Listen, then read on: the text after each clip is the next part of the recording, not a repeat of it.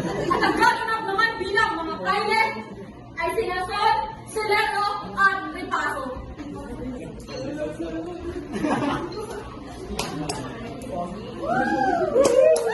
At ang gaganap naman bilang mga mamamayan ay sina Hadrake, Isik at Yamyam.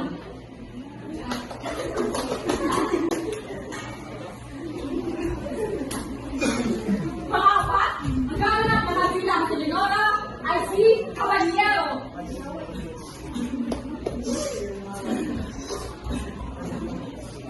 At ang gaganap naman bilang Padre Donio ay si Romalin.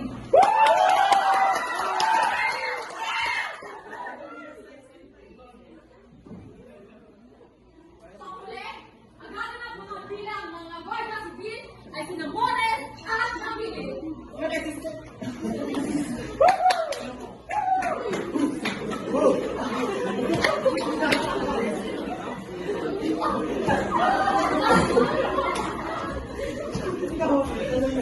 Pag hinihintay nyo, simulan na natin.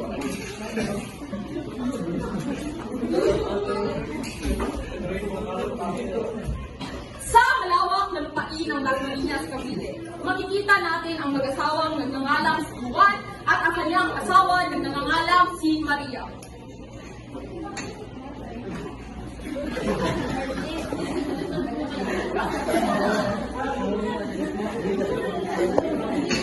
Ay!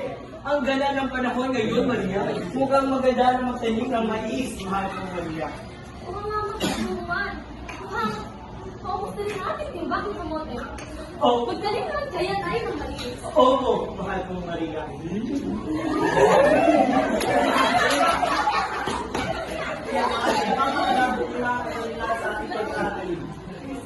At kaya't nagtanim sila.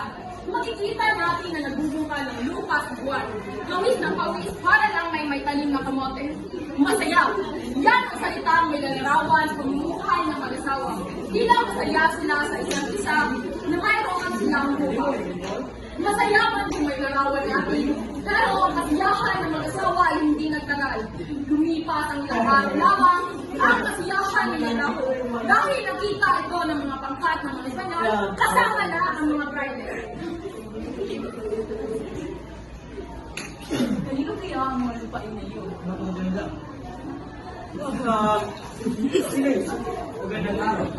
Magandang araw po, Ginoo. Sa inyo ba ang lupain na yan? Yung malawak na lupain na pinagtataliman ng mais? Opo, Ginoo.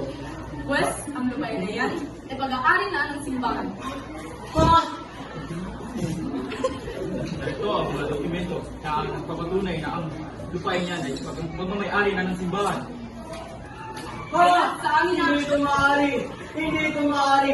iyak sa amin na ang lupain na ito. Wala ka ng karapatan kundi manahimik. Opo, Ginoo. Mabuti, nilisa na kami. Sa amin na ang lupain.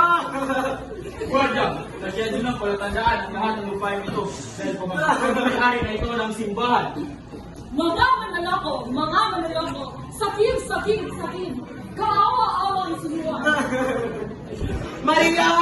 Maria! Ano bang minana ko pa sa aking ama ay kinuha na ng mga praile?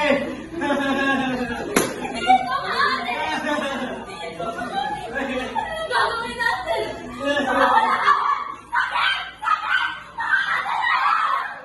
At kaya galit na galit ang mag-asawang si Maria at Juan. Galit na galit pa sa mga praile. Pinabagis pa lang ang karuan.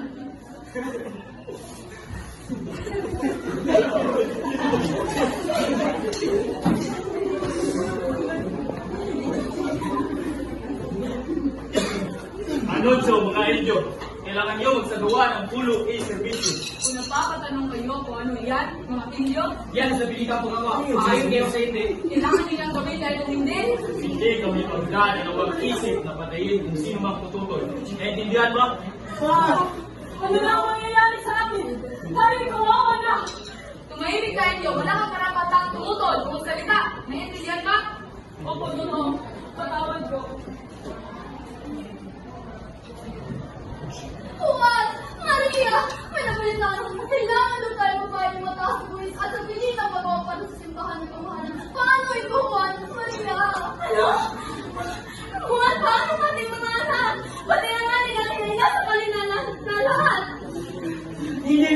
bunga nito, ang aking pawis at tubog ay para sa aking pamilya, hindi para sa kanyang kasakiman! Tama ka, Juan, sa bawat araw na lumipas. Lalong umihigpit ang kanila sa kasakiman. Kung hindi tayo kikilos, kuya na matitira